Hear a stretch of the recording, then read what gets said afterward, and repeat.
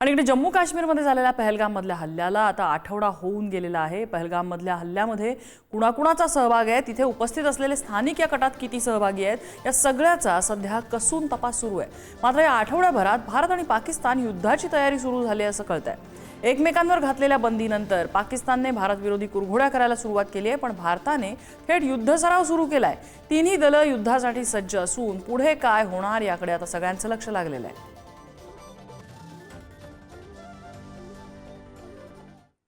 आणि पहलगाम हल्ल्याबाबत उद्या सीसीएसची दुसरी बैठक पार पडणार आहे। सुरक्षा विषयक समितीची उद्या सकाळी 11 वाजता बैठक होती आहे। पंतप्रधान नरेंद्र मोदी यांच्या अध्यक्षतेखाली ही बैठक होणार आहे। पहलगाममध्ये झालेल्या दहशतवादी हल्ल्यानंतर सुरक्षेच्या तयारीवर बैठकीत चर्चा होण्याची शक्यता आहे। आणि यानंतरची बातमी भारतीय लष्कराने सुरू केलेल्या युद्धाभ्यासाची। भारताच्या तिन्ही संरक्षण दलांनी युद्ध सरावाद्वारे आपली ताकद दाखवायला सुरुवात केलेली आहे। नौदलानंतर आता भारतीय लष्कराने सुद्धा युद्ध सराव सुरू केलाय।